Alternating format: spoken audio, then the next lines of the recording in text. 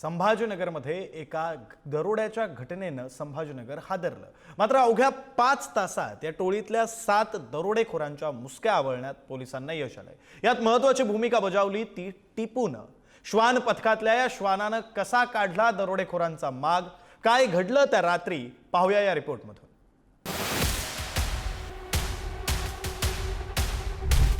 छत्रपती संभाजीनगरच्या पोलिसांच्या श्वान पथकातील हा टिपू, त्यानं 1-2 नव्हे तब्बल 7 ते 8 किलोमीटर माग काढला। जेरबंद झाली दरोडेखोरांची टोळी। अवघ्या 5 तासात उकल झाली दरोड्याच्या गुन्ह्याची। गंगापूरच्या टोकीशेत शिवारामध्ये दरोडेखोरांच्या टोळीनं दरोडा टाकला। या दरोडेखोरांनी शेतकरी कुटुंबाला मारहाण केली। तब्बल 5,47,000चा ऐवज लुटून नेला। गावात अभ्यासासाठी गेलेल्या मुलाला शेतकऱ्यांनी या दरोड्याची माहिती दिली। मुलगा गावकऱ्यांसह ताबडतोब शेतात पोहोचला। दुचाकीच्या हेडलाइट्स उजेड पाहून दरोडेखोरांनी पळ काढला। गावकऱ्यांनी दरोडेखोरांचा पाठलाग केला, मात्र ते पळून जाण्यात यशस्वी झाले। माहिती मिळताच पोलीस त्या ठिकाणी पोहोचले।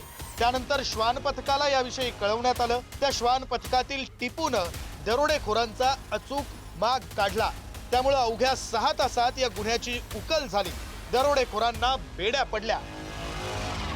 आम्ही श्वानच्या मदतीने त्या ठिकाणी लाठी आणि इतर जे काही साहित्य सापडलेलं होतं आरोपीचं, त्याचा आम्ही त्यांना सेंट दिल्यानंतर आरोपी ज्या दिशेने पळून गेलेले होते त्याच दिशेने श्वानांनी मार्ग काढून जे आरोपी होते त्या आरोपीच्या घरी डायरेक्ट श्वान त्या ठिकाणी गेला। जवळपास 6 ते 7 किलोमीटर कंटिन्यू श्वान त्यांच्या श्वानाने वास घेतलेल्या मार्गाने आरोपी ज्या मार्गाने गेले त्या मार्गाने तो डायरेक्ट त्या ठिकाणी पोहोचला। जे आपल्याला आरोपी राहत होते ते आम्ही त्यांना चौकशी करून ताब्यात घेतलं।